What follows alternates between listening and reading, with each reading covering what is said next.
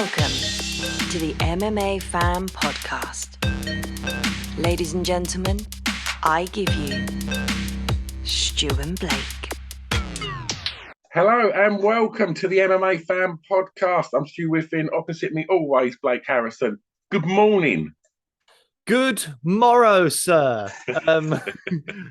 How are you doing? I'm all right. We're up and about. It's early, isn't it? It's early, mate. It's early, yeah. It was nice to have actually watched a card and it be it finished at 10 o'clock. Yeah. It was great. Yeah. It worked out perfectly. I had to pick my daughter up from work, so I literally watched the last fight. I didn't get to see anything post-interview or anything, but then just sort of shot out and picked her up from work, which was really, it just worked out nice. And then it was home and sitting all tucked up in bed at 10:30. I was like, I'll have some of this. But so we're all relatively fresh-faced because we've set the alarm clocks. We're up at 8 to record this to get this one out as quickly as we can because we'll get on to the event. But before we do, where did you watch it? And also, are you like me? Are you wearing your pajamas at the moment? Yeah. You want to see? You want to see my pajama bottoms? Yes, I do, yeah. I've got a hoodie on top. Oh, the old chicken pajama. Oh! Red corner and blue corner. Yes. That's what we got it. Yes. So excited. I've also just realized we decided that we were gonna maybe put this on YouTube literally just now, which is why my hair is soaking wet because I have not showered or anything. I just ran some water through my hair because it looked horrendous. But I've just also realized my computer's about to die, so I'm going to have to get a charger. Wonderful. Really quick, so this is great. All right, you go and get that, and I'll just slag you off for a couple of minutes. It's only down here, to be fair. But you tell us how you watched it, and then I'll talk about how I watched it. All right. So the plan was to go to Blake's. So from what I gather, Blake was having some his brother and some pals over. And but I got pulled into dad duties, which meant I had to be this side of the river. Blake and I live either side of the Thurrock Bridge, and so I had to stay this side. That makes it sound so shit. Don't call it the Thurrock Bridge. It's the QE2, isn't it? Sorry, the Queen Elizabeth Bridge. Do you know what? I don't crossing if you have to. The Thurrock Bridge. Talking about that we own it this side. Starting a turf war now. But no, it was. I mean, we don't really want to talk about the QE2 bridge. I think it's really annoyed quite a lot of people this last week with the protesters and such. There's been a bit of traffic around here. But so I stayed this side. So I popped to Pips. I watched a bit around Pips, and then I got out and. So I got out. That makes me sound like it captured me. Yeah. But yeah, and then had to go and do me dad duties. But how was your viewing? It was good. I only had a couple of mates over, but I have to say, and I don't want to sound like a annoying little irritable hermit like Mr. You're Mean. So gonna though, aren't you? I'm gonna, yeah. It got a bit chatty. And I was like, guys, we're supposed to be watching the fights. And I was... your bloody mates wanting to be sociable and talk to you. Probably ain't seen you for a while. What is their problem? Yeah, talking to me about problems. No, Silence! no problem. No, do you know the worst part of it? Genuinely, it was fine after Kerry left. Why are you making it? You are not coming across well today. Oh no, I told her I was going to say this. It's fine. She knows because she even said it was me, wasn't it? I was like, because she was just God, she's gone. The fights were on, and she was just like, "Hey guys, how you doing? What's going on? What's going on with this? What is her problem?" They're in her house. She's being a nice host and just being kind. No. We were there to watch the fights. That's what I wanted to do. And so there was fights. I've had to re-watch a couple of rounds this morning. Oh. So I was actually... because of your bloody wife talking to your friends? Being really nice and accommodating. Because she was really lovely and accommodating, it really pissed me off. But no, we were there to watch the fights, and I Yeah. wanted to watch it probably. And now I've had to rewatch fights this morning. Yeah. I was up at like 10 to 7 just because my son got me up. But I was like, well, this Yeah. is a great opportunity to rewatch rounds. And I'm really glad I did, because there are some rounds that watching it while all the jibber jabber was going on. Yeah. I don't think I properly scored them correctly, or had them right in my head, or even had a good idea of who won it at all. Yeah. But now I feel like I've got a much better understanding of the fights, some of which Twitter got a bit, angry at. One of them in particular. It was not pretty on Twitter. But we'll get round to that. I'd also like to add that if at some point in the future the UFC start realizing the worth of this podcast and go, do you know what? You can win a watch-along party with Neil from the In-Betweeners. Everyone's going to be like, nah, you're right, cheers. Like, he sounds like a right misery to watch fights with. No, we can talk about whatever you like in between the fights. In between the fights is fine. Yeah. But when the fights are on, let's just talk about the fight.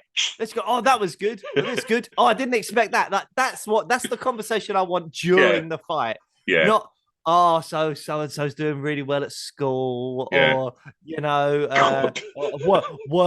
work's been, boring lately. I was like that. No, I want the fights. I want the fights.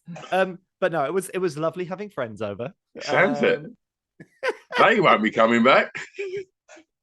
Dear. We might have to just what I'll tell you what did annoy me about the broadcast, how they were silencing bits. It's like pay-per-view. Do you know what? In fairness, like, I was about to say you should silence bits of this podcast just for my friends, just so they don't get like, Blake, why are you slagging us off on your YouTube? Yeah, exactly. Yeah, that's what it needs to be. But that really pissed me off. Like, we've paid 20 odd quid or whatever for this card, and you can't even let us hear a swear word. Oh no, it's and weird it's you on say at that. 9-10 o'clock at night. It's ridiculous. I mean, I watched the fights in relative silence around Pips, but he did actually. Well, one of the things he did say was that why are they doing that? It's pay-per-view. But well, stupid. Talking about the fights, I'm going to start.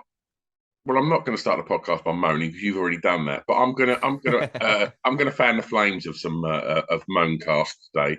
I'm going to say that the first 1, 2, 3, 4, 5, 6, the first 6 fights bored the living shit out of me.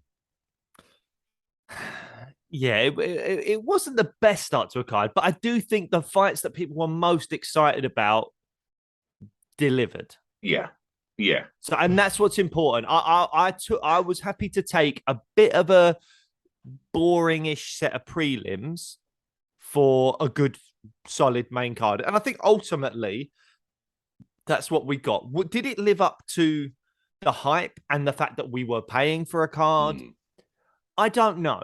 I think it probably did, but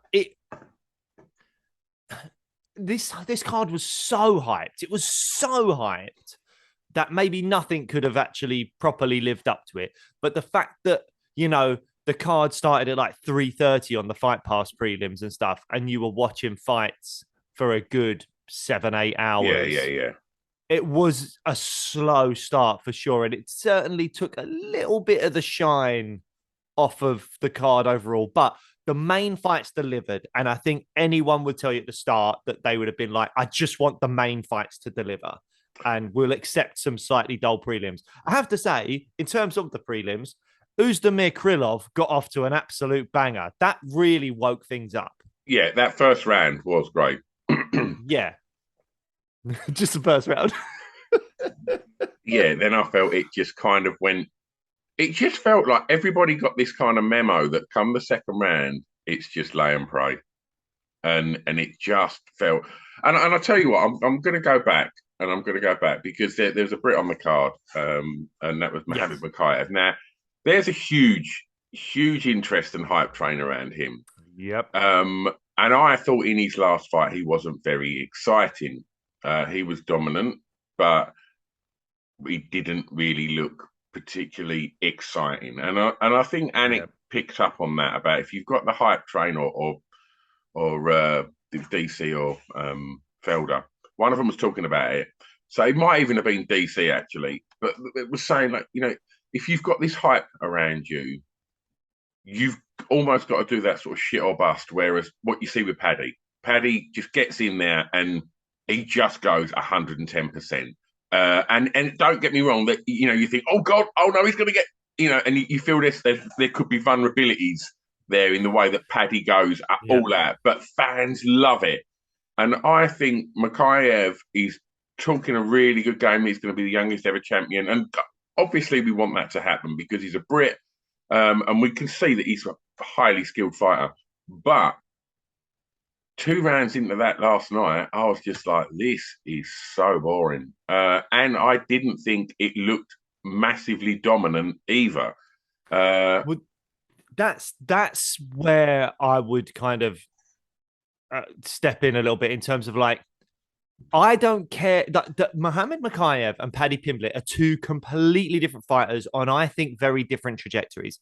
Paddy is like a shooting star at the moment. He is just sailing through the stratosphere, and just, it's going to be either that he explodes in this kind of like blaze of glory and becomes champ or anything like that, or it's going to be a case that he falls short somewhere and it just kind of dies out as quickly as it became this like amazing spectacle with Paddy.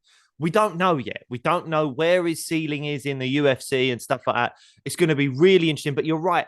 From day one with Paddy, you saw vulnerabilities, but those vulnerabilities were exciting to watch, and people are going to tune in for Paddy. Mohammed Makayev is very, very different. Mohammed Makayev, yes, that first fight against Cody Durden back in March, electric, first round finish, the flying knee, all that stuff, great. And his second fight, is it Charles Jordan, I want to say it was, like dominant, very, very dominant, but not the most exciting. But again, he could be on the trajectory of the Khabibs and the Islams and people like that, where he's going to be a champ. Possibly even a 2-weight champion, but it's all down to winning, not the excitement factor. And he will get there in his own time, less explosively as Paddy, less excitingly than someone like Paddy may do. But he can definitely get there and has probably got more chance of getting there, or at least I definitely thought that prior to this fight. Now, I still think Mohammed Makayev could easily be a champion, but the slightly dull aspect of his fights doesn't bother me. I feel like he can do dull fights, keep winning, be a champ, and we'll all still praise him.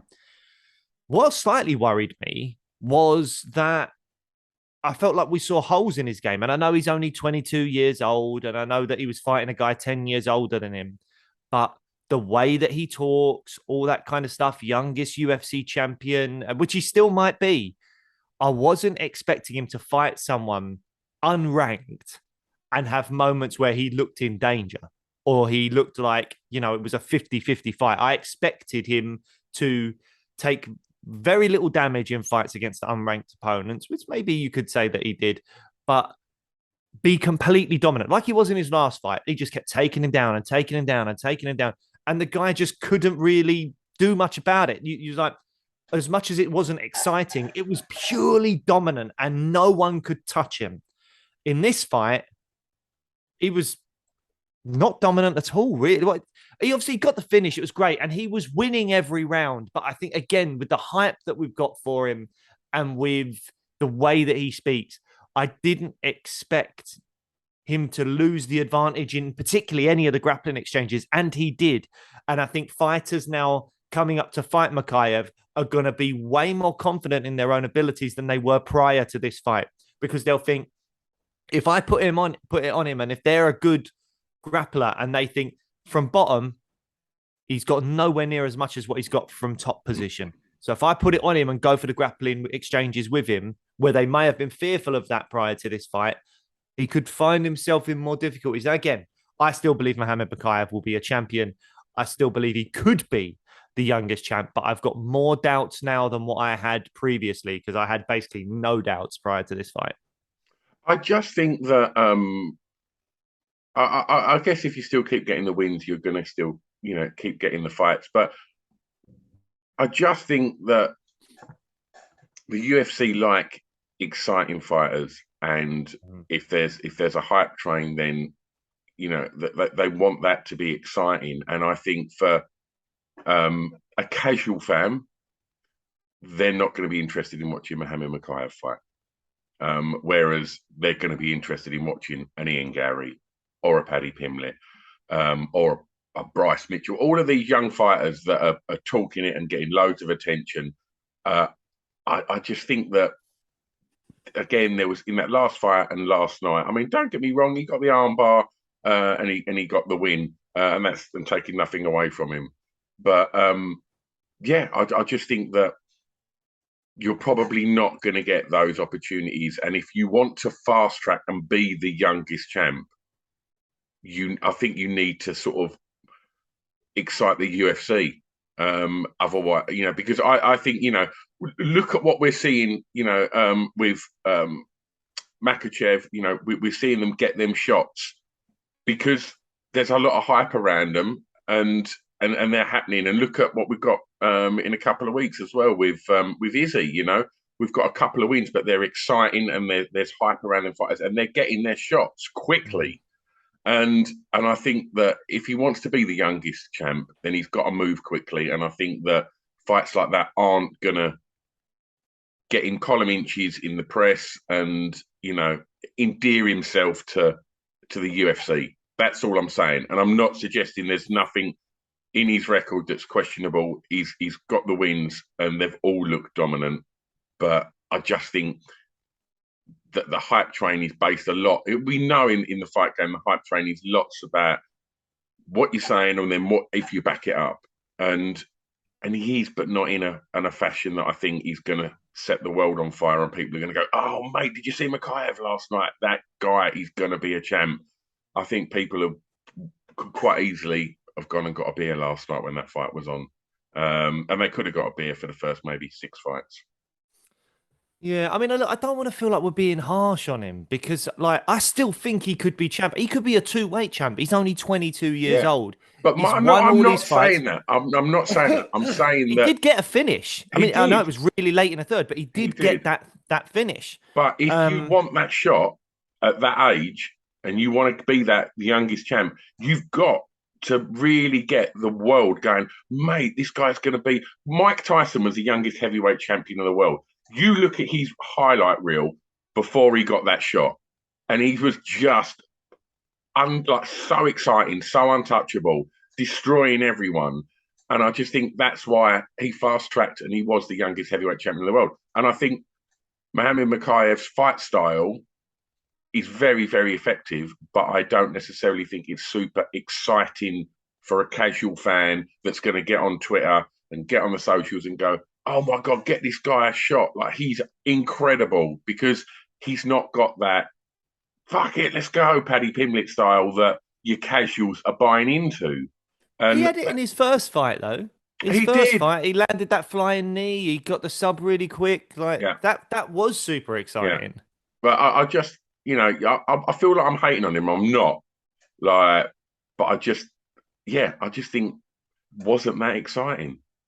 And I was so hyped for it because I want to be on the hype train. I think he's exciting. He's an exciting fighter, but I just don't think it's being demonstrated in a way that he's going to endear himself to the UFC to get that shot quickly. That's all I'm saying. Yeah. No, I think that's a fair point, but I don't know. I think the other thing is he seems to be pretty active. And I don't want to moan about him too much because the chances are we'll get him on a podcast at some point. Well, you've ruined that now. You've ruined that. We're not going to get him on now, are we? But no. I am a big Mokaev fan. I really like him. I really want him to achieve his goal of becoming the youngest ever champ. And obviously, I want Britain to have more UFC and MMA in general champions. But yeah, I think what you're saying is correct in terms of him forcing the UFC's hand and giving him a title shot early. There needs to be more exciting fights. But if he keeps winning, he'll get there eventually. He'll just get there Yeah, a little yeah, bit yeah, yeah, slower. yeah. But that's what I'm saying. But he'll get there slower, but probably by that point will not be the youngest ever UFC champ. That's my point. Flyweight isn't that deep though, so you never know. If he gets a ranked opponent next, even if he just pulls off like 3 more wins or something like that, even if it's not in the most exciting fashion, he could get there. I don't know. Anyway, look, we've spoken a lot about. We want to talk about our British fighters, but shall we just skip over to the main event just to kind of crack on all of that rather than going through? What do you think? Should we start at the top? What the Islam Oliveira? Yeah, sure. And we'll work our way down, and we'll get, because I really do want to talk about Brady Muhammad as well, but I kind of feel like we want to get into the meaty bits of this card. Let's do it. Well, we were both like, can't call it, and still couldn't. Well, I did put out a tweet just before and saying I'm leaning Islam, but don't worry about it. We're not keeping track. Don't worry about it.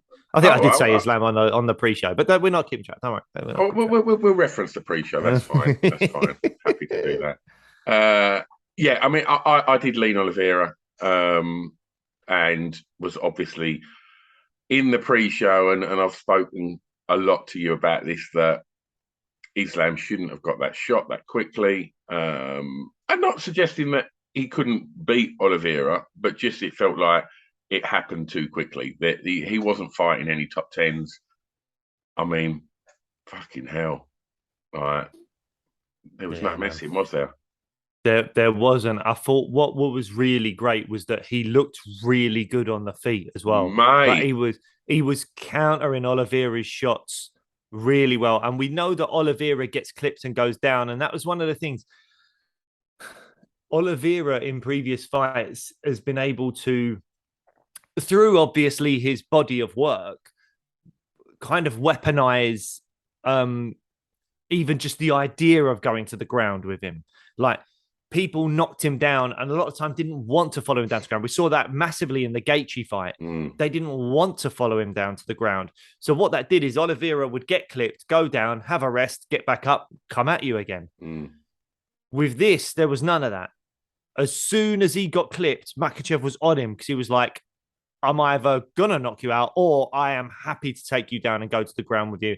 Obviously, that's what happened in the second round. He got hit with a big shot. Makhachev followed him straight down to the ground and almost got into a straight like head and arm choke immediately. I think it was just a half guard stopping him. And then once he was able to pass that, the tap came pretty quick. So it makes me think that squeeze was on for quite a while, even when he was in like half guard or something. It makes me wonder how dazed he was from that shot. Yeah, for sure. And I mean, Oliveira has taken the defeat really well and just said that, Islam was better on the night and that was it. That's no surprise. He's a good guy, right? Yeah, absolutely. I just want to go back to something you said about Islam's striking.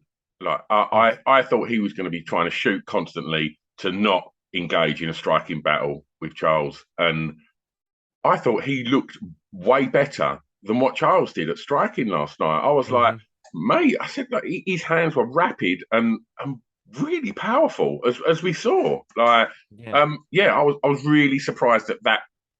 I think as the fight was starting to unfold, I was thinking this could quite easily become a really decent striking match, which was something I didn't think it would be.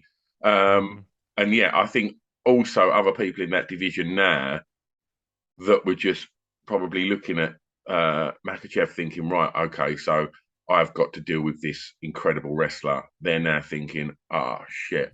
Like, there was talk of, was it, I don't know if I'm sure I heard this correctly, that there was like $1 million spent on his training camp for this fight. I haven't heard that. And so I don't know who was the striking coach in that camp, but whoever it is, impressive, because we saw a different side of Islam last night that I think has just added to the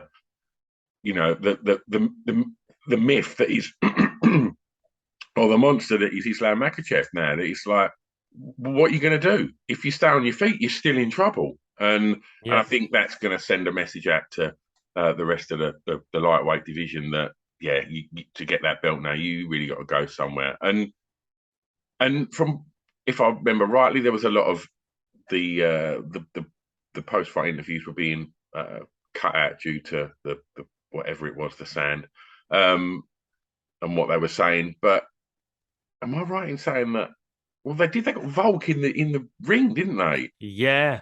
I Like, mean, Dariush must be fucking oh fuming. mate, we'll get to that when we're talking about Benil. Like, Well, I mean, I think we've got to talk about some of it now because it's what's next for Makachev. I mean, Benil Dariush, 100%. Don't make him a fucking Leon Edwards.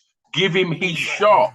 Fucking hell. I mean, don't get me wrong. I know he shouted out the baby Jesus to a venue, that probably didn't want to hear that. But I did think, like, don't say I'll fight anyone. I'm not worried about the belt it'll come. It's like, don't say that, because that's the last thing you want to be saying. Yeah. You want to say, who else have I got to beat to get this shot? Like, give me the shot. Yeah, I was. We love Volk, of course we do, and we want to see him be a two-weight champ. That'd be amazing. But seeing what I saw of Makachev last night, I don't know. I don't know if Volk can do that. Never write him off. He's an incredible fighter, and he didn't. The size difference didn't look that scary.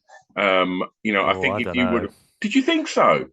Well, yeah, I didn't. I think you stand him up opposite Charles, definitely, but I didn't feel that like it looked that significant.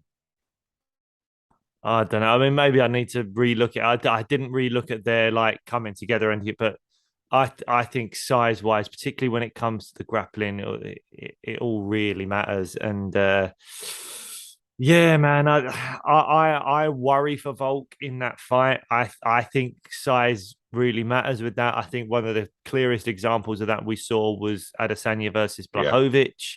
And I mean, look, I'd love to see Volk do it because we're big fans of Volk. He's been on the show, but God, I mean, the betting favourite will be Islam for sure. The betting favourite was Islam last night, which I thought was quite crazy.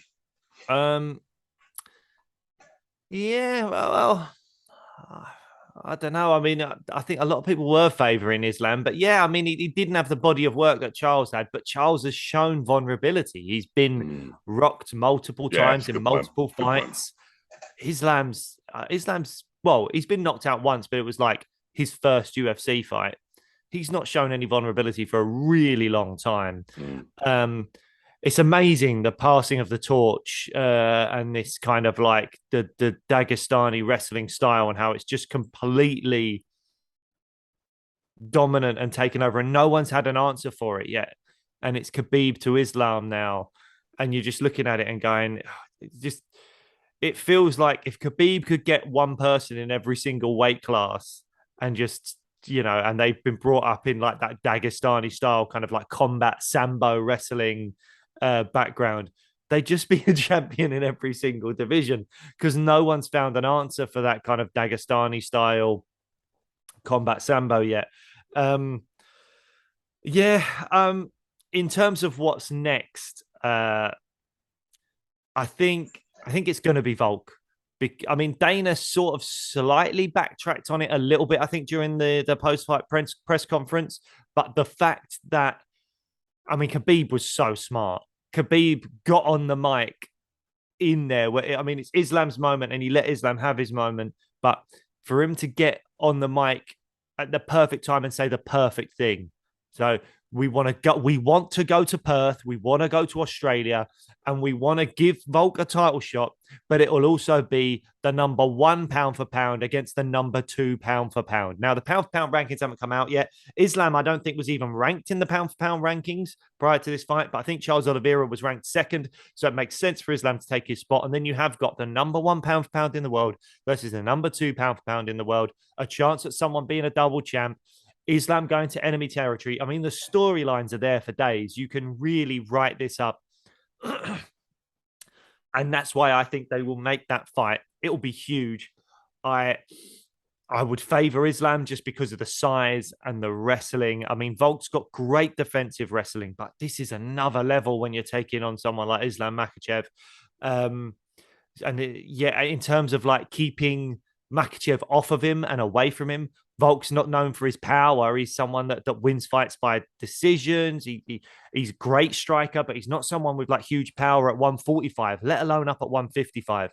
So yeah, I really do worry for Volk in that fight.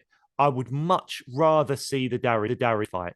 Perfectly honest, I would really rather see that fight. I think he's done enough. He had a great win on the same card. You would think that lines him up, but as soon as Volk got in that cage and they had a tiny stare down and a handshake, and Khabib was talking about number 1 pound for pound versus number 2 pound for pound, that's it now. That's done.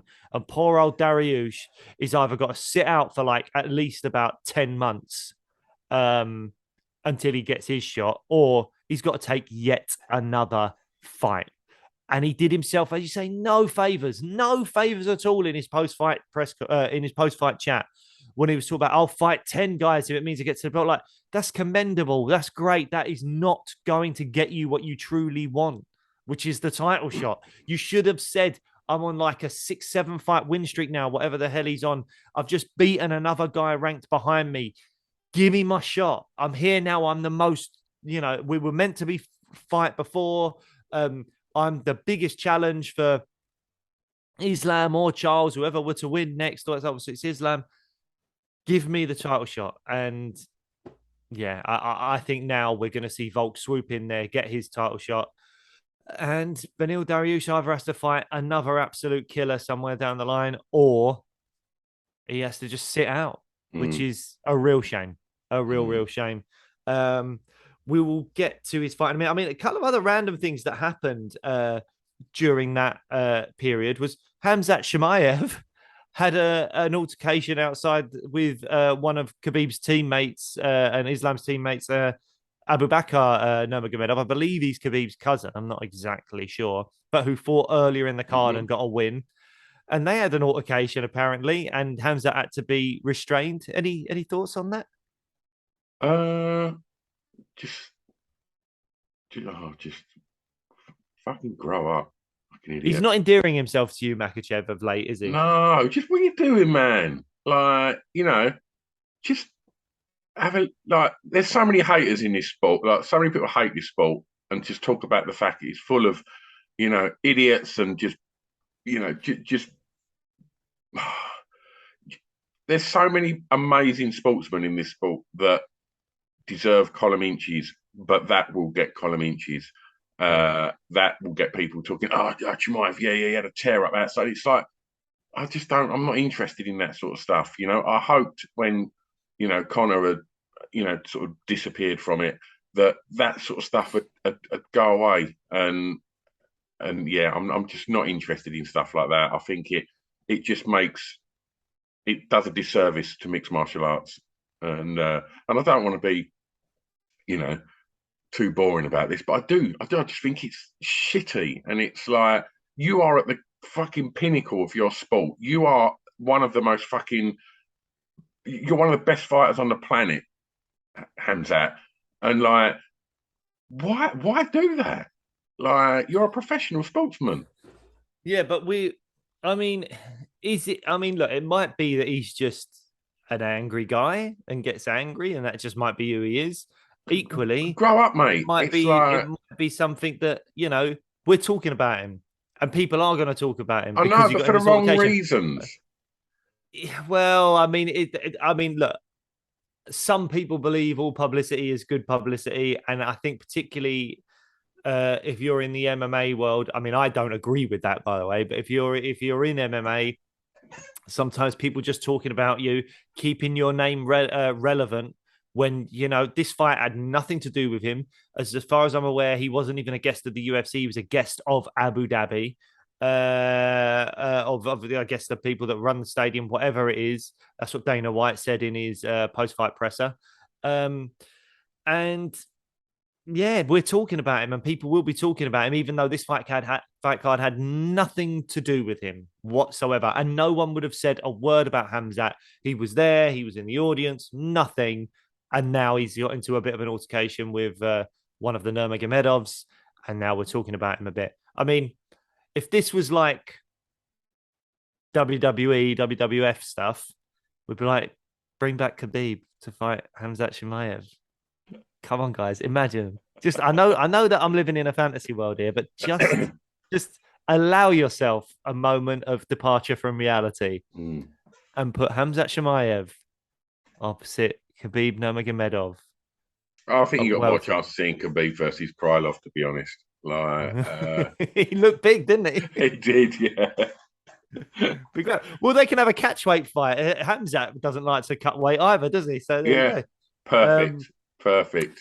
The other thing, just in terms of the lightweight title picture, because people said that if Charles won, there was always a possibility of Conor swooping in and getting that shot and, replacing the Dariushs of the world and stuff like that. There is something that came out of the post-fight press conference that Conor is no longer in the USADA testing pool. Conor is he's been out of the testing pool for a little bit, and he needs to be 6 months back into the testing pool before he can fight.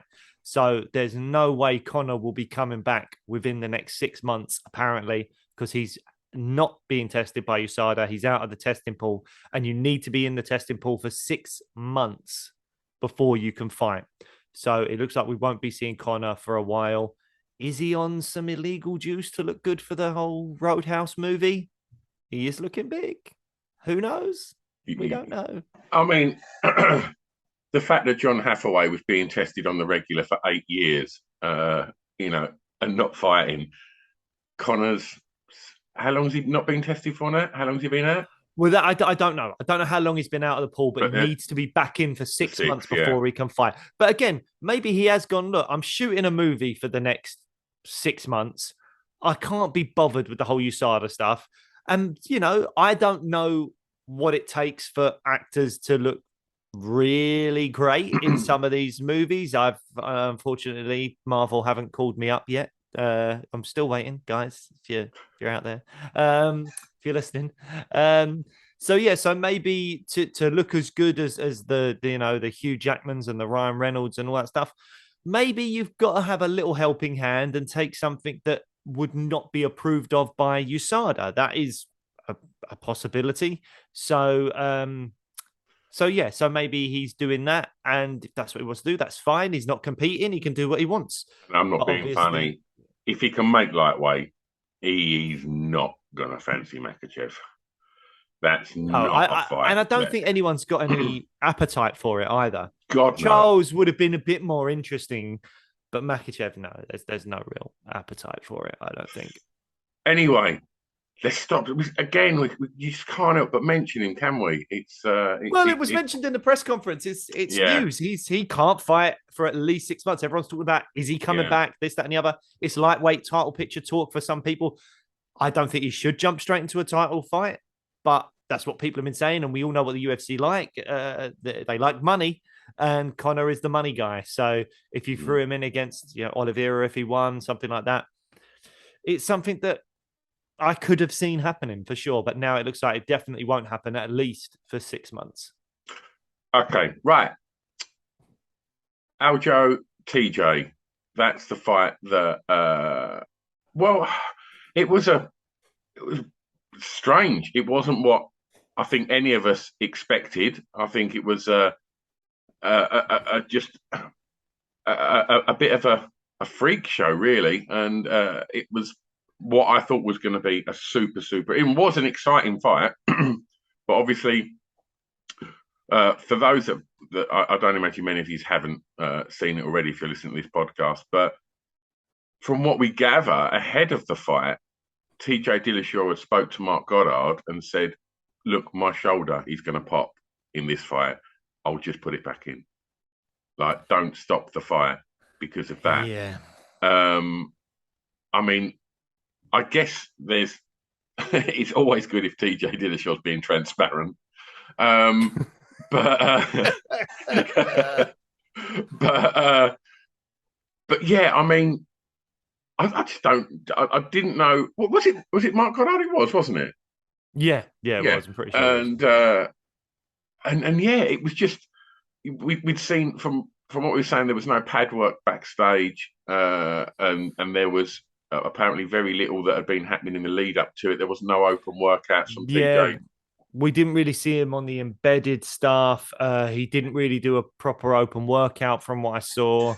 Um, so yeah, I mean, look, in some ways, credit to him for just doing his best, for trying, for gritting it out, and not pulling out the fight. But in other ways, it sounds like, from what I think I heard, that he knew from around April that there was a problem with Yeah, his shoulder.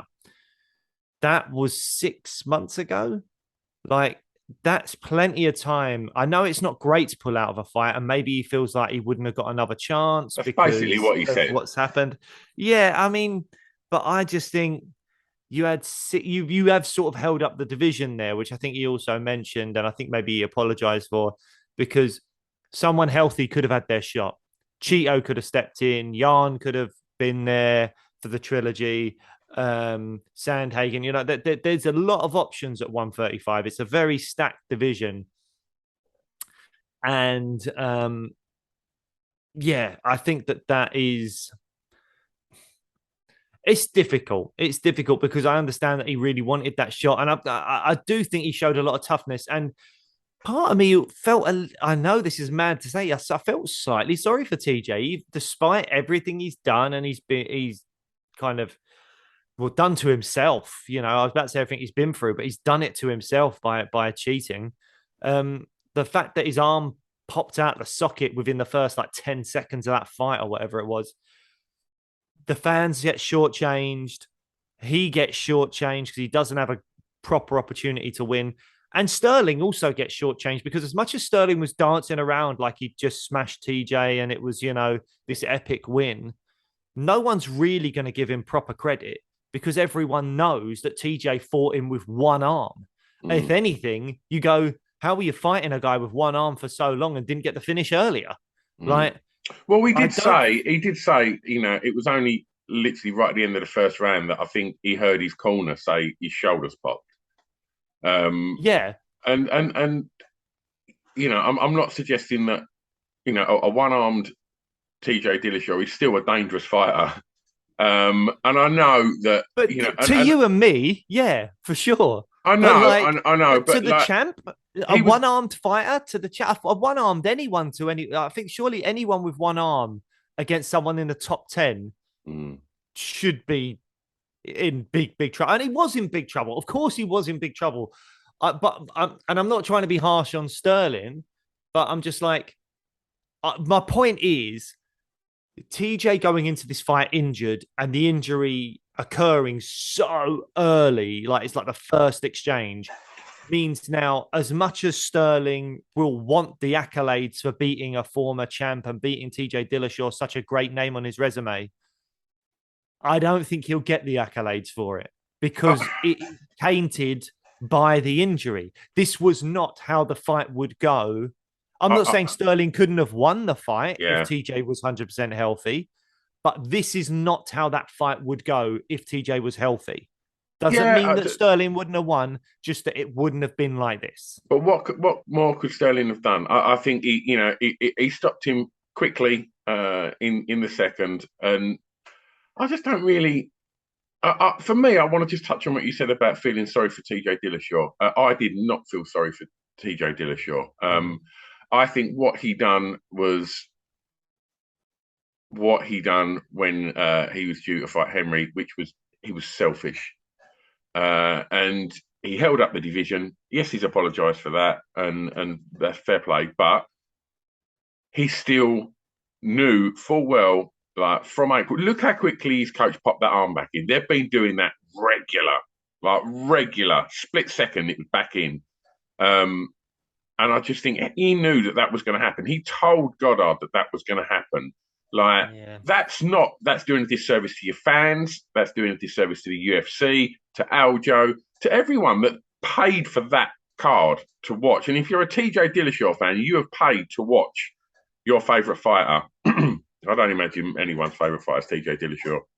But But you pay to watch that, and I think what you got was a fighter that went in there knowing that he was not going to be anywhere near his best. He was ultimately going to be a one-armed fighter, but still thought, "No, this is my shot. I'm going to take it." And I think that's really selfish. Like, he should have just spoke to her. I imagine there was obviously doctors involved in his discussions, throughout his camp, but just saying, "Oh, look, how do I deal with this? Have I got to take a year out and have surgery to stop this from happening, or is this just something that is now going to happen? If that's something that's now going to, be a big part of his life now, then retire. Don't just go, right, look, I'm going to take this fight and hope that, like, there was no way that the fact that it popped in straight away, come back out again, that's not been happening throughout the whole of his camp. And it's like, and it would have been ridiculous to think that he was going to get through 5 rounds with Aljamain Sterling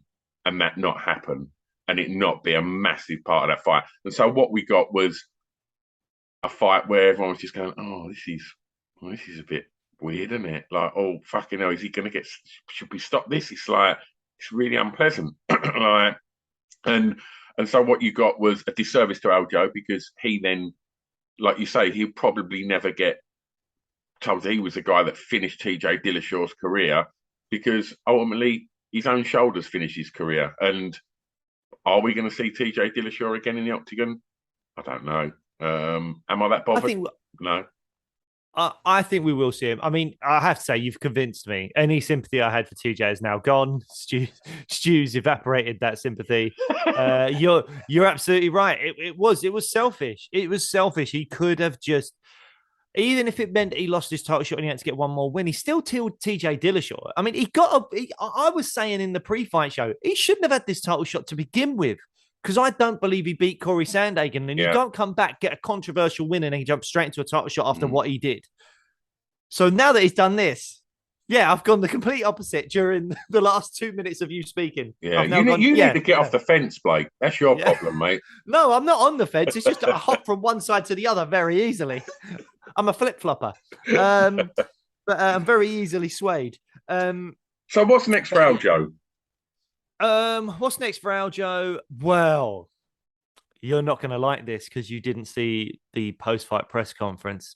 You're really not going to like what Dana White mentioned. Go on.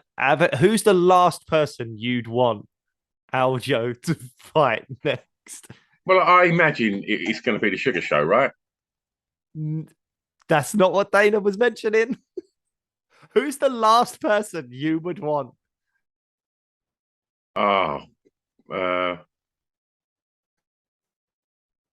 don't know. Go on. The king of cringe.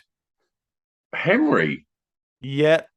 Dana White was mentioning Henry Cejudo. Oh my God.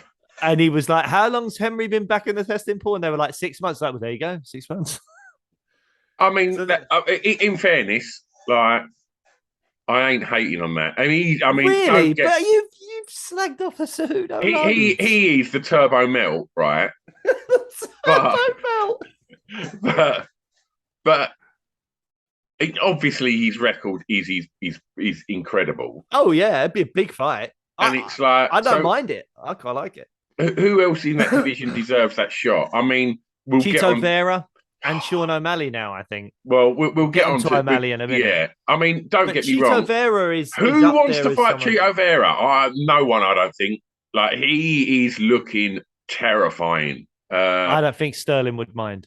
Well, I know he's looking terrifying, but I think Sterling's grappling would cause him a lot of problems. Yeah. Well, I'll tell you who's good at grappling. Mirab Divishelli. Like, maybe we could make that one.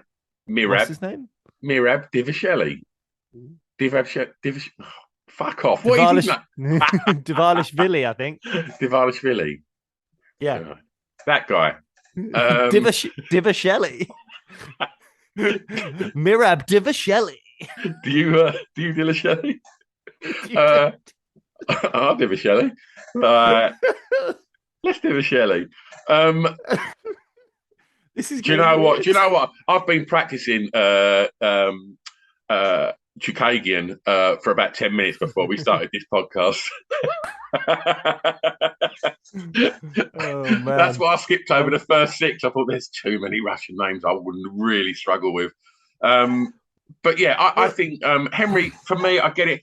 Chito Vera, I'll be well up for that. Mirab, I mean, we've spoken about that, which is weird. You want to be the best in the world, and the person standing in the way is your pal. It's like friendship means more to some people. Not everyone's like you, you know. Some people would, just go, no, we're friends, and this is what it is. You'd probably just like jump at an opportunity to ditch me and go and do something else, wouldn't you? I'm a snake. You snake within the snake. Yeah, no. If the Henry fight happens, that's fine. I think it just makes sense to do the O'Malley fight now. He's got the big win. If you want to, you can rank him number 1 in the world because he's just beat the number 1 ranked guy in the world. I know he's come from 11th, so you could put him at 5, 2, 6, like 1. You can put him wherever you want. I mean, we all know the rankings are sort of governed slightly by the UFC anyway, so you can put him wherever you want. If you want to do the O'Malley fight against Sterling, which makes sense, you can absolutely do that now. Then you just stick a little number 1 by his name, and no one can massively question it because he's just beat the number 1 guy. I mean, we can get onto the actual fight and what transpired in a minute, but that makes a lot of sense to make that fight. But if Cejudo wants to come back, I'm surprised they're going to give him a title shot after what happened. Like, he won, he defended that belt against Dominic Cruz after becoming a two-weight champ, and then just left thinking that he was the best thing since sliced bread. They'll give him an amazing new contract, which never came, as far as I'm aware. And the UFC were like, no, you need us way more than we need you. So see you later. And the division just carried on. They hold them cards, don't they? And, and I think that was probably, I reckon, about 6 months in, Henry was like, oh, bollocks. I mean, it was a really bad move. Yeah, I think he massively misjudged it. I think he genuinely thought he was like the biggest star in the UFC. And I wonder if that's what we're seeing with Francis. Well, no, that's different because Francis knocks people out left, right, and center, and he's the heavyweight champion of the world. And also, the thing with Francis is he's testing free agency. He's now like, where can I earn the most money? Henry Cejudo retired, still under contract to the UFC. So it's not like Henry could go, oh, I'm now going to go and do X, Y, or Z. Henry is beholden to the UFC. Francis isn't. If the Tyson Fury fight manifests itself, which it doesn't look like it will, and he goes and fight, which I'd be more interested. I mean, don't get me wrong, it would be a walkover, but I'd be more interested in watching Fury fight Ngannou just for the build-up of the intrigue than Chisora for a third time. Oh, it's not go there. Yeah, but I mean, it'd still be a walkover, but he'd earn loads and loads of money. Way more than he probably would in the UFC. So he can go and do that, or he can go and fight for one championship or Bellator or the PFL. And, if the PFL wanted to, they could come in and go, or Bellator for that matter, they could come in and go, we will give you $2-3 million per fight. Just here you go, have that. Don't even worry about pay-per-view and what the fight sells. You can get this like flat rate per fight because people will tune in for Ngannou. Now, that's probably a bit too much money for what you'd actually get back with Ngannou, maybe, but people will tune in because he's not lost his belt. He is the baddest man on the planet. He's the heavyweight champ of the UFC. He's not lost his belt. That's it. You don't get better than that. I think Henry. Oh yeah, so he's in a very different place to Henry. I mean, Henry, we ain't going to see anything from Henry anyway. Obviously, it's getting to that time of the year, and obviously we know he's one of Santa's little helpers, so we won't be seeing much from Henry till next year. And if that fight happens, then great. Let's move on to the next fight. So this was the fight that I'm just trying to cast my mind back to the pre-show. What were we saying about this fight? So this is Sugar versus Yarn. And obviously, remind me. I know what's coming. I know what's coming. Yeah, go on. No, carry on. You were shocked because I picked Sugar. I said he was going to shock the world. And obviously, I've had mixed opinions on the Sugar show over his relatively short career to date.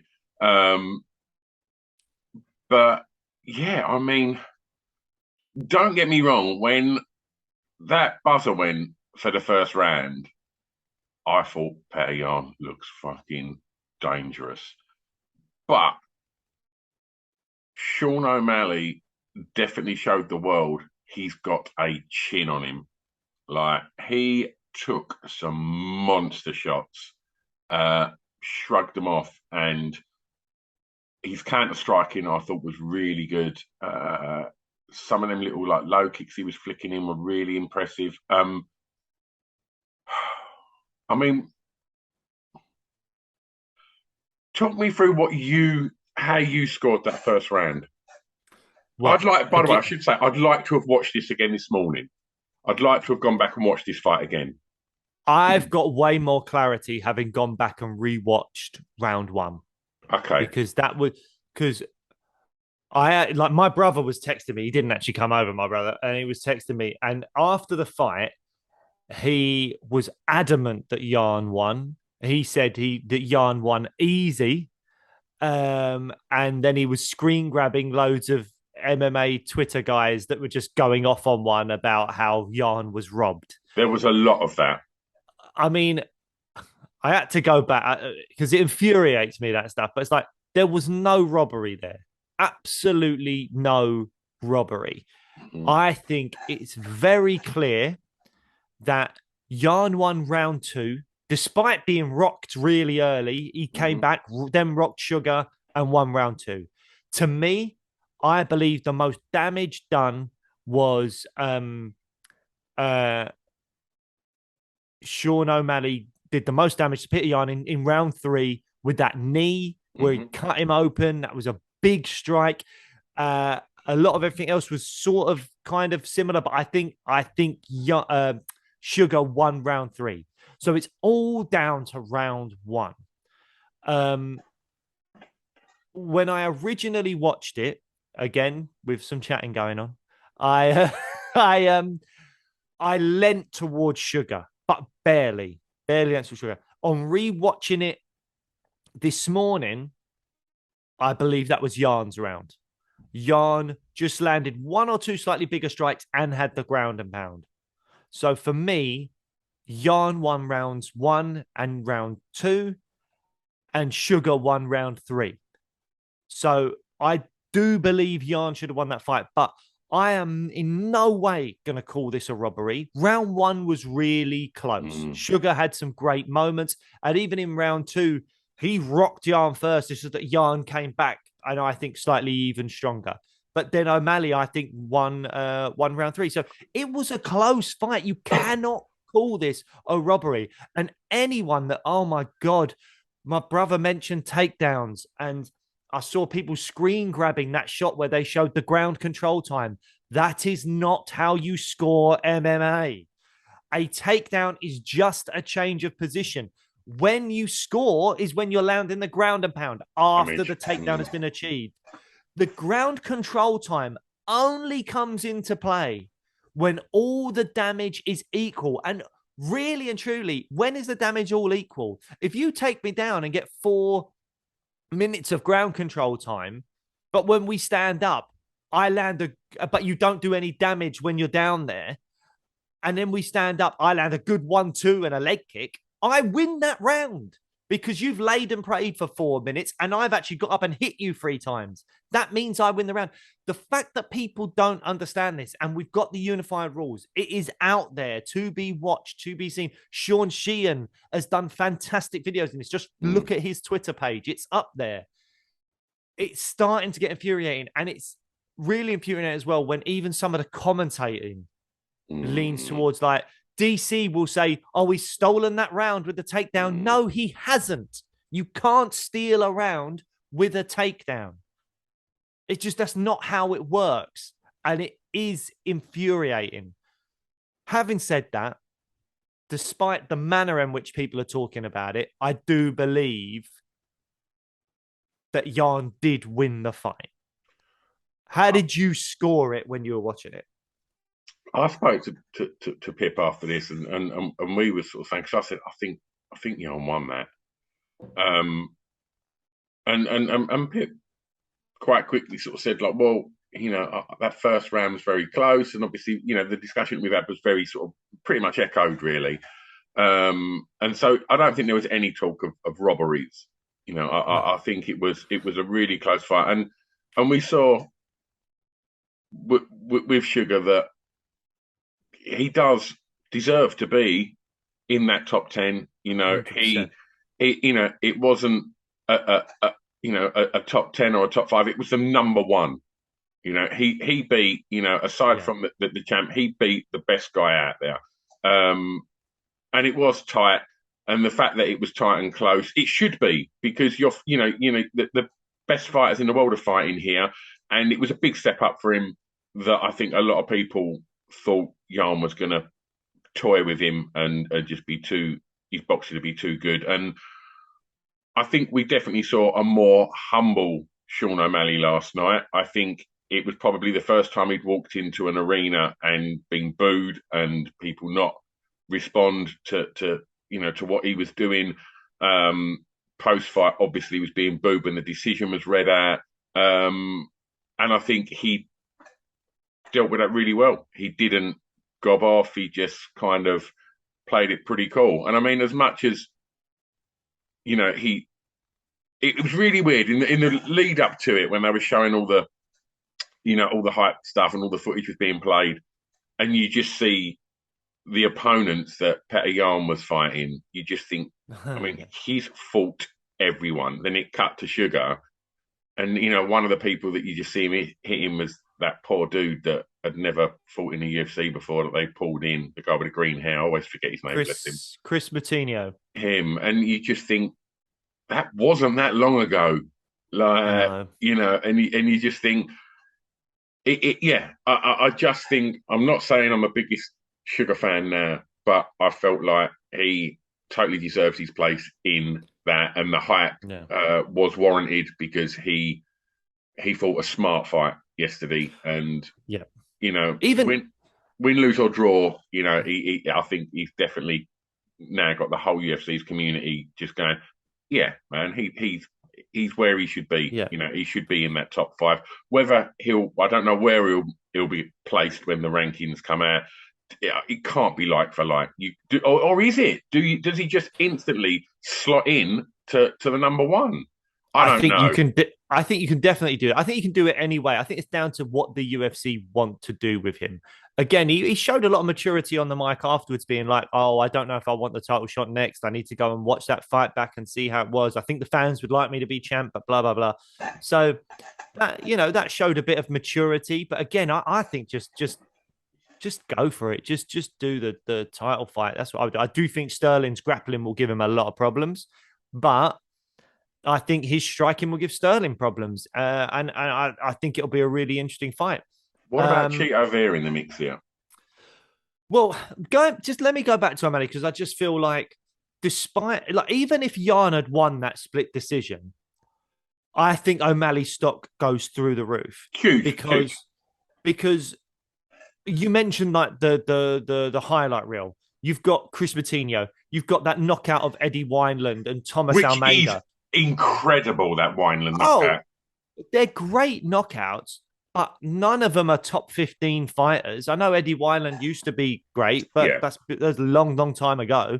And Thomas Almeida's a tough guy, but again, never someone in like the top 10, really. Not a title challenger or anything like that. So you're looking at that, and then again you compare that to Jan, you're like, this is a bit of a mismatch. Because when you look at the fighters that are the top 10 guys that O'Malley has fought, Cheeto Vera, he lost, despite the fact you can say what you like about the leg kick. O'Malley lost that fight. Pedro Munoz was winning that first round before the eye poke and everything. So there was no evidence that O'Malley could really hang with the elite of the elite. But even if he'd had lost the split decision last night, he showed us evidence he can hang. Because definitely. Round 1 was close. Round 2, he really rocked Jan in that second round. But then obviously got rocked himself. Jan came back well. But I mean, that shows that he's got the power to really, really do it, even against the best of the best. Absolutely. And then round 3, he won. So again, all the questions about cardio, the longer the fight goes on, the more it goes into yarn. And I was guilty of thinking that. I thought if Sugar has a chance, it's about a first round finish. Yeah. The longer this fight goes on, it's all Petr Yan. Yeah, well, you was all Petr Yan, weren't you? In the pre-show, you was all about him. And I do think he won the fight, by the way. Yeah. But you know, O'Malley answered a lot of questions. Even if he didn't win, he would have answered a lot of questions. He belongs in the top 10. He belongs up there with some of the elite guys. So I think the O'Malley stock has risen. He mentioned sitting down and getting a contract negotiation in, and that his sponsorship deals are going to improve. And I think he's absolutely right. What did Dana say post-fight? Because I've not seen it. He didn't say much about O'Malley, really. I think he said it was like a good fight and stuff. Great fight. Yeah. Oh, it won fight of the night. Yeah. The bonuses, by the way, were Makachev, the Yan versus O'Malley fight, and Bilal Muhammad, which we'll get onto as well. They all won bonuses. So yeah, I think just give him the title shot. He could be an absolute superstar if he went into that fight with Aljo and somehow did, because I don't think Aljo's chin's the same as like Petr Yan's chin. If he lands the type of strikes that he landed on Yan at the beginning of round 2, if he lands that early on Sterling before Sterling can really get his wrestling going or something, we could have a real huge crowning moment for a new superstar in the sport. And the thing is, if he were to fight Sterling and lose, okay, he's still only 28. He'll go and get 2 wins against, you know, someone else. And then he's straight back in there. There's absolutely no problem with giving him a title shot now, I don't think. I could watch. I think the Cejudo fight would be good against Sterling, but I've sort of got more interest in the O'Malley Sterling fight right now. Oh, mate, no mistake. The world, I think a lot of fight fans that have come into the UFC over the last sort of 3 or 4 years probably don't really know who Henry Cejudo is anymore. Like, you know, I think it was what? No, I honestly believe that. I think there's you know, there's a lot of fighters that have got really pulled into UFC through fighters like Paddy and fighters like O'Malley. You know, they're a new breed of fighter that's bringing a lot of new fans in, and I think Henry Cejudo is like, I don't really think a lot of the fans that have come into the UFC over the last 3 or 4 years probably care about him. No, I don't think they do either. And I think if you look at a poster and it says Aljamain Sterling versus Henry Cejudo, I'm down with that. I think it'd be an exciting fight. But if you see Aljamain Sterling versus Sugar Sean O'Malley, that will go a lot fucking more viral on the social media feeds than what Henry Cejudo. 100%. I do think that if that fight gets offered to Sugar, if he doesn't take it,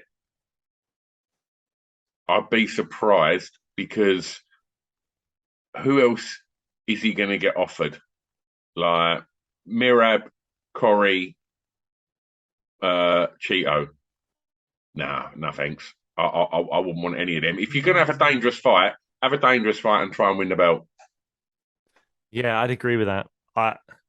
I don't favour Sean anymore in fights against, as you say, the Cheetos, the Sandhagens, and the Marabs than I would against Sterling. I think you're right. All those fights are equally difficult. You might as well go for the Sterling one. Yeah, because then you'll have to fight those guys after if you lose or win anyway.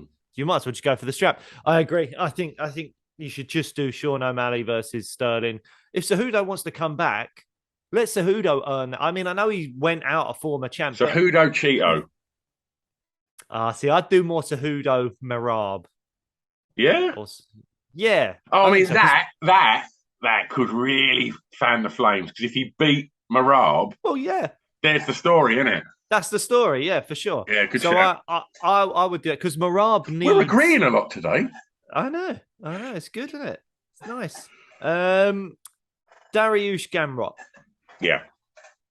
I went for Gamrot. Where did I go for?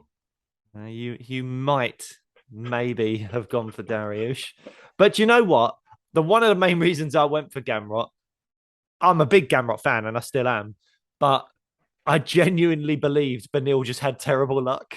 And I thought the world would just do him a disservice but it sort of has done him a disservice anyway, just in a different way, because the man deserves a title shot. The man deserved the title shot probably before this fight. And now, because Volkanovski got in the cage, he's not going to get it. So, I really feel for Dariush, because even though he's gone out there and won this fight, which should have absolutely ironclad cemented him as the number one contender for the lightweight strap, he's not going to get it. It's going to be Volk. I really feel sorry for Dariush. I thought it was a very close fight. I thought it was a really good fight, exciting. The scrambles on the ground were brilliant, particularly in round one. The way they were rolling and following each other was really exciting to watch. Really good. Brilliant. On first viewing, I think I had the first round for Gamrot, but on second viewing, I gave it to Dariush. You've rewatched this one then? I rewatched round one and maybe round two. I don't think I looked at the knockdown for round three, but I didn't watch it properly because for me, round three was the clearest round. Round three, knockdown for Dariush, clear Dariush round. Round two was close, but I lent Benil. Round one was close, but I originally lent Gamrot. A lot of people, when the tweets come up on the corner of the screen when you're watching the UFC, I think 3 out of 4 or 2 out of 3 gave the first round to Gamrot. And I agreed with them originally watching it. But on the rewatch, I disagree. I think it was Benil's round. Because again, this is one of those factors when we're talking about the Yarn fight. Look at this, because round one of this fight, Gamrot is leading the vast majority of the grappling exchanges. He is instigating the wrestling. He's putting the pressure on, all that stuff. But during those exchanges, he does next to no damage whatsoever. Benil landed like a couple of body kicks. Sorry, he landed a couple of body kicks. And that means he wins the round. And the judges score it that way. There was 2 30-27s from the judges when reading out this card. And at first I was like, 30-27, surely 29-28. But rewatching it, no. Because as much as Gamrot is leading the wrestling, and the wrestling was back and forth, and it was exciting. Gamrot was leading it. It looks like Gamrot's in charge for most of that fight, but it doesn't matter because Benil landed some strong body kicks and maybe 1 or 2 little combinations, something like that. It wasn't a lot. It wasn't hugely damaging, but it was more damaging than what Gamrot did. So that's how you score it. So I believe that 30-27 to Dariush is the right scorecard. However, that's not to say it wasn't really close. It was really close until the third round when he got that big knockdown. But yeah, how did you score it and view it? Much the same. I thought it was super close, but I didn't think at any point when it come to finding out who'd won that the Gamrot had done enough. I felt that. I love watching Dariush's like sort of style. Like when he's on his feet, it's a bit haphazard. It looks so loose. Like his hands seem a little low, and he wings the punches. And, as well, they're not straight punches. They really have an arc to them, don't they? And he sort of stumbles a little bit as well, and he's just the way he moves around. It's quite a strange style. It doesn't look slick. But it's very effective, because ultimately he should be fighting for the strap now. And being the quiet man in the division, we've seen, that doesn't do you any favours. I mean, I'm sure we'll touch on before we finish that Arnold Allen's fighting next week, quiet guy in the division. And when you start to realise how long these people have been in the UFC, fighting at a high level, if you don't, like you say, Khabib was smart. He knows that Dariush is probably the guy that needs to be fighting for that belt. And he must be thinking, well, hang on a minute. Like, who's going to be the biggest threat to Islam? Like, is it going to be Dariush or is it going to be Volkanovski? Like, where's the money going to be made? Where's the legacy going to be? Like, let's jump in here now, and that's smart. That's media training, and that's unfortunately just going to be right, Benil. You go and have a little sit down over there, and we'll have a look at what's next for you. We've got a fighter who's ranked 17th in the world. We'll maybe give you him, and meanwhile, Volk steps up and takes his shot. And I get it; it's an exciting fight, and for your casual fans, or even probably a lot of other MMA fans, the idea of Volk versus Islam, the two pound for pounds, is a way more exciting prospect than Beneil Dariush, because as much as his highlight reel has got some incredible wins over some incredible fighters, he's not that marketable. And I think that's what's a real shame. But we know that in this day and age, that is a really important thing for the UFC and to get you fights. And unfortunately, it's not really that guy. And you got to feel for him. But I do. Another great win. Fantastic win. He should be getting the shot. I believe it will be Volk in Perth. They've just set that up now. I'm trying to think of what's the best option for Dariush. What's the best thing he can get out of this? And it would take a lot. It would take a quick turnaround and some promises. But I wonder, in less than a month, we've got UFC 281. On that card is Dustin Poirier versus Michael Chandler. Two big names that Dariush, I don't think, has fought. So, and they are technically ranked above him. To me, if the winner of that fight comes out relatively unscathed, I think the Perth card might be in February. It would be a very quick turnaround for a Chandler or a Poirier to fight in November and then February. But if you were to say to them, look, this is guaranteed number one contender fight. The winner of Poirier Chandler, you go to Perth and fight Dariush in Feb. You are guaranteed number one contender fight because you haven't fought Islam. You wouldn't have fought Volk. You're number one contender. And that's it. I think that is the best scenario for Dariush because Poirier and Chandler are bigger names. This sport is, rife with like recency bias and stuff like that. People will forget the Dariush win. And if Chandler or Poirier put on an epic fight, you remember that Chandler Gaethje fight? If they put on a fight like that and Chandler comes out on top or Poirier comes out on top, those two are way bigger names than Dariush. It's sad but true. They're bigger names. They could fight Islam before Dariush as well because the UFC is a business. So maybe he should go down that route. Fight the winner of Chandler Poirier if they can make that happen on the same card as well, or at least maybe like a fight night headliner within a week or two after the Perth card. And that's what you go with. Because I'd favor Dariush in either of those fights as well. I know they're big names and great fighters, but I think Dariush versus Poirier or Chandler, with the run that he's on, I think he'd be the favorite. But we'd have to see. So that, I think, is the best case scenario for Dariush. And it's sad because he should just be getting a title shot, but that could be the best case scenario. Okay.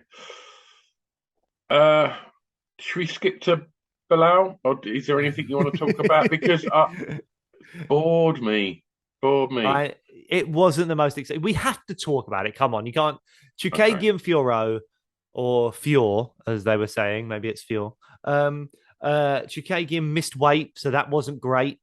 And Manon won a close fight. Again, I think it was maybe 19-19 going into the third. And Manon wins. It wasn't overly exciting, was it? It was a fight that played out mostly on the feet, but not in the most exciting way. They seem to be able to avoid each other's strikes more often than not. Manon wins. That's great. She probably gets a title shot next. So we should be talking about this with way more excitement and with way more gravity to it.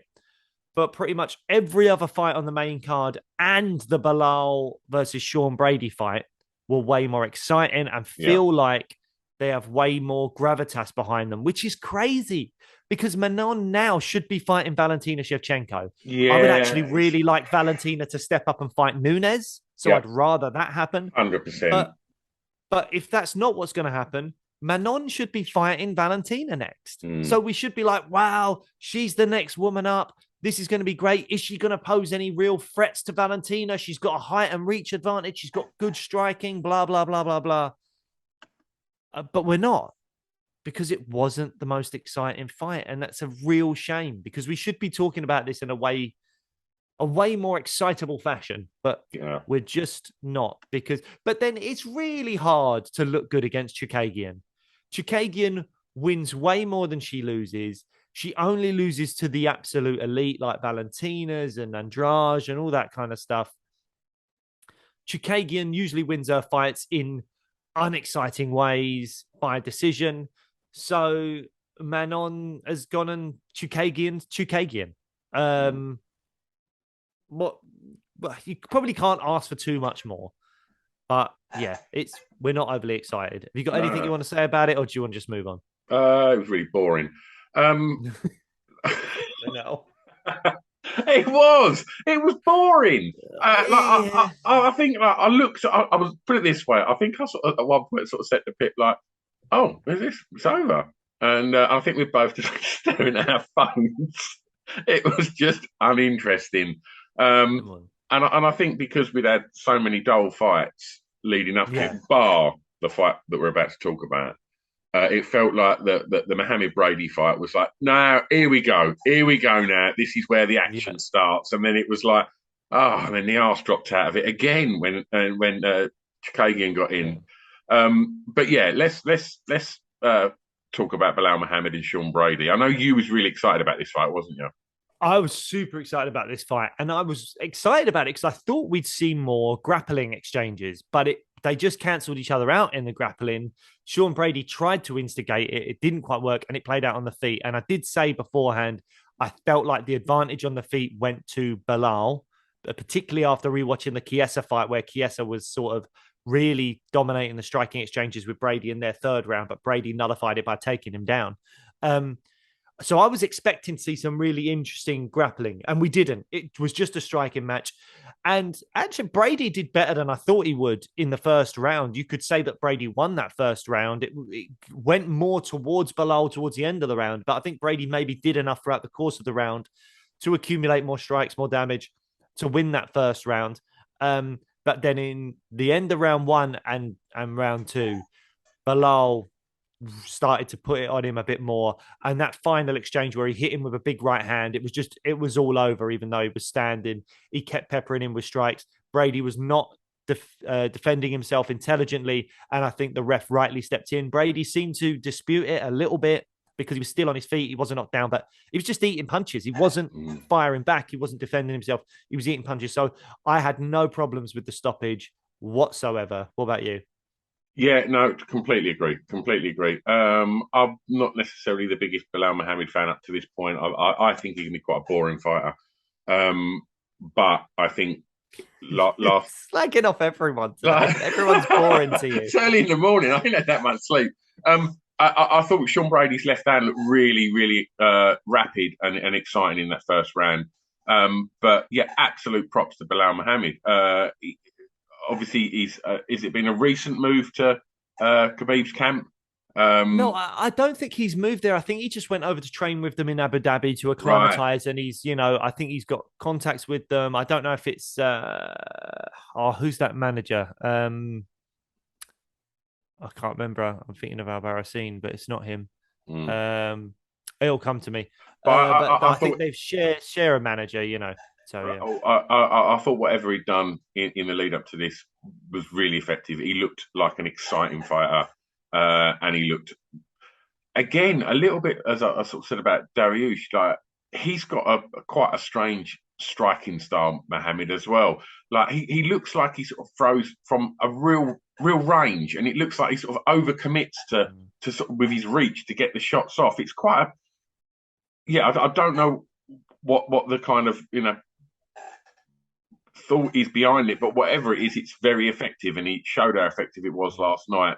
His hands looked incredible, and yeah, a really impressive win. So with that, where does that leave Bilal Muhammad in the mix? Because that's Yeah, big win for him. Ali Abdelaziz was the manager I was thinking of. That I think they share him and Khabib and all that stuff. So that's the contact he had, and I think so he went over to Abu Dhabi to train with them for a few weeks, and obviously I think it worked really really well. And Khabib was in his corner as well. So I think I wouldn't be surprised if he sort of mixes up some of his time between, Khabib and I can't remember where Bilal trains out of regularly now, but I can't remember. But anyway. I wouldn't be surprised if we see Chicago fight team. Yeah, so I wouldn't be surprised if we see him do a little bit more with Khabib, or just particularly if they're going to be on the same fight cards in similar places. I wouldn't be surprised if because I mean, what better training are you going to get than like Khabib and Makhachev and people like that around you? So that'd be great. 8-fight win streak now. Not including obviously the Leon no contest. Yeah. Yeah. So I mean, I would love to see him fight Hamzat. That's the fight I want to see. Dana White said in the press conference that he wants Hamzat to fight Colby. Hamzat is going to try and make 170 again. Dana said he's going to give him one more chance here, didn't he? Yeah, something like that. So he's got and Dana wants him to fight Colby. If you're Colby Covington, I don't think you're taking that fight. Not because he's scared of Hamzat, because I think he could actually do all right. I would favor Hamzat, but I think he could cause Hamzat some problems for sure, because he is a very good wrestler. I don't think Hamzat can take him down the way that he took down like the Kevin Hollands of the world and people like that. So I think he could do all right, but I do think I would favor Hamzat. But I think if you're Colby, you're going, hang on a minute, this guy missed weight by like 7 pounds. If I sign up to fight him, there's no guarantee that he's going to make the weight. Also, Colby's got this really weird lawsuit going on with Masvidal, where I think he said that Masvidal caused him a brain injury, because if you don't know, they were at a restaurant. Yeah. Masvidal found out Colby was at some restaurant and went and like sucker punched him, basically. So Colby's now saying he's got like potential brain injuries and all this stuff. So he's suing Masvidal for a lot of money. It probably won't look good to your legal case if you're signing up to fight someone when you're meant to have potential brain injuries, or you've suffered brain injuries or something. I don't know how that's going to work. But I can't imagine it doing you any good signing up to a fight if you're trying to sue someone for physically assaulting you in that way. So I reckon Colby won't take that fight. And the person that should step in, and he mentioned the Wolf in his post-fight press conference or in his post-fight chat, is Bilal Muhammad. Do that fight. That is a great, great fight. Bilal has great wrestling. Bilal's called out Hamzat before. I think that's a phenomenal fight. Hamzat versus Bilal is brilliant. And also now, Khabib in his corner. Yeah, a little bit of animosity there between that. That's a bit of storyline as well. Go and do that. Bilal, go and train at Khabib's full-time for this camp. Really big up the animosity between Hamzat and the Nurmagomedov team now. That's what you do. If Hamzat wins, he gets the title shot straight away. If Bilal wins, he gets the title shot. That's how it should work. You could do that fight in the UK, because Dana said that he wants to do Leon's title defense in the UK for a pay-per-view event, but the stadium that they want to do has to have a roof. So Cardiff seems to be maybe the front runner at the moment. Wembley's got a roof though, isn't it? I'm not sure.